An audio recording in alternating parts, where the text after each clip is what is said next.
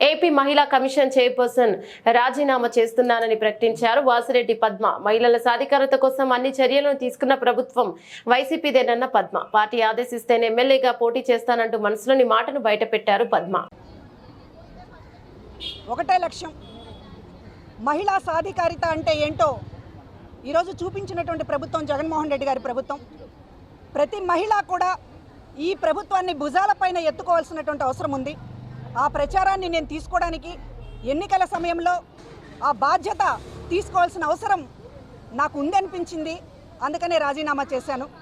నేను మాత్రమే కాదు, ఏ మహిళకైనా సరే ఈ రాష్ట్రంలో మహిళల గురించి ఆలోచించే వారు కానీ మహిళలు బాగుండాలని కోరుకునేటటువంటి ఎవరైనా సరే ఈ ప్రభుత్వాన్ని బలపరచాల్సిందే, ఈ ప్రభుత్వానికి అండగా నిలవాల్సిందే. ఎందుకంటే మహిళా సాధికారిత అనేటటువంటి దానికి మేము కూడా చాలా సంవత్సరాలుగా మహిళా ఉద్యమాల్లో పనిచేసాం. అనేక సంఘాలలో రాజకీయాల్లోకి రాకముందు మహిళల కోసం పనిచేసాం. న్యాయవాదిగా నా దగ్గర ఉండేటటువంటి కూడా మహిళల కేసులే ఉండేవి.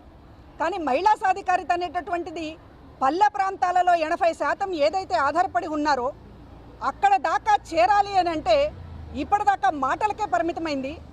ఏ ప్రభుత్వమైనా సరే, చాలా ప్రభుత్వాలు చూసాం, చాలా వ్యక్తుల్ని చూసాం, పార్టీలని చూసాం. కానీ సాధికారిత అనేటటువంటిది ఒక ఇంటికి చేరినటువంటిది. ఇవాళ కుటుంబంలో కేంద్రం స్త్రీ అనేటటువంటిది చాటి చెప్పినటువంటిది జగన్మోహన్ రెడ్డి గారి ప్రభుత్వం. స్త్రీ చుట్టూ తిరుగుతోంది ఇవాళ ప్రభుత్వం. స్త్రీ చుట్టూ పథకాలు తిరుగుతూ ఉన్నాయి, స్త్రీ చుట్టూ సమాజం తిరుగుతూ ఉంది.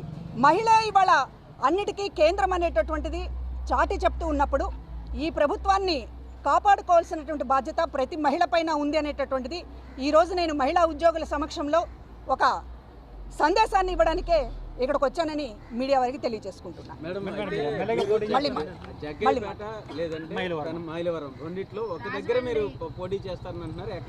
పోటీకి అవకాశము లేకపోతే పోటీకి సంబంధించినటువంటి దానికి సంబంధించినటువంటిది ఆ ఆలోచనలతోనూ నేను రాజీనామా చేయలేదు. పోటీకి సంబంధించినటువంటి అర్హత కానివ్వండి, లేకపోతే దానికి సంబంధించినటువంటి ఆలోచన కానివ్వండి, ఈ పార్టీలో చాలామందికి ఉండుండొచ్చు. కానీ అది ఈ రోజున గీట్రాయి కాదు. వ్యక్తులుగా కొంతమంది నష్టపోయి ఉండొచ్చు. ఈ పార్టీలో వ్యక్తులుగా సరైన న్యాయం జరగలేదని జగన్మోహన్ రెడ్డి గారి కుటుంబ సభ్యులు కూడా కొంతమంది అనుకుని ఉండొచ్చు. కానీ ఇవాళ ఈ పార్టీ అనేటటువంటిది 15 ఏళ్లుగా పోషించినటువంటి ప్రతిపక్ష పాత్ర మాత్రమే కాదు, ఇది ప్రజల పాత్ర. సమాజంలో ఎప్పుడూ లేనటువంటి విధంగా రాజకీయాలను కానీ, సమాజంలో మహిళల స్థితిగతులను కానీ, పేదవాళ్ల స్థితిగతులను కానీ మార్చడానికి ఒక మహాయజ్ఞంగా 15 ఏళ్లుగా కొనసాగుతున్నటువంటి దీంట్లో వ్యక్తులు ఎప్పుడూ ముఖ్యం కాదు. నాకు సీట్ వచ్చిందా రాలేదా అనేటటువంటిది ముఖ్యం కాదు. నా బాధ్యతని ఈ రోజున నిర్వర్తించాల్సినటువంటి అవసరం మహిళల కోసం ఉంది, సామాన్యుల కోసం ఉంది. మనసున్నటువంటి ప్రభుత్వానికి మద్దతు తెలియచేయకపోతే అది అన్యాయం అవుతుంది అనేటటువంటిది అది ప్రతి ఒక్కరు ఆలోచించేటట్టు చేయడమే నా బాధ్యత అనుకుంటున్నాను. పార్టీ ఆదేశిస్తే పోటీకి సిద్ధమా? పోటీకి సిద్ధం, దేనికైనా సిద్ధమే. పార్టీ ఆదేశించినా ఆదేశించకపోయినా కొన్ని బాధ్యతలు నెరవేర్చడానికి సిద్ధంగా ఉన్నాం.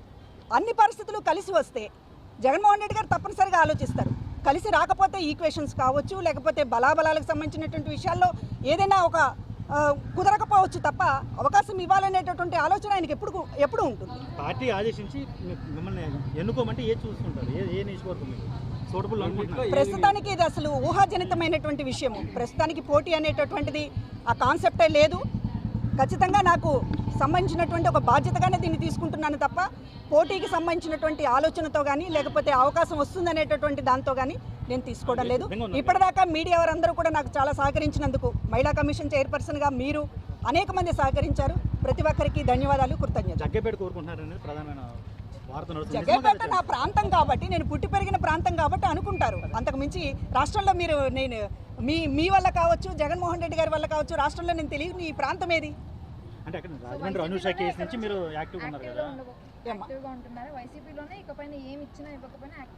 ఖచ్చితంగా అది మహిళలకు సంబంధించినటువంటి ప్రభుత్వం. మహిళలకు సంబంధించినటువంటి ఈ ప్రభుత్వాన్ని భుజం మీద మోయాల్సినటువంటి అవసరం ప్రతి మహిళకి ఉంది.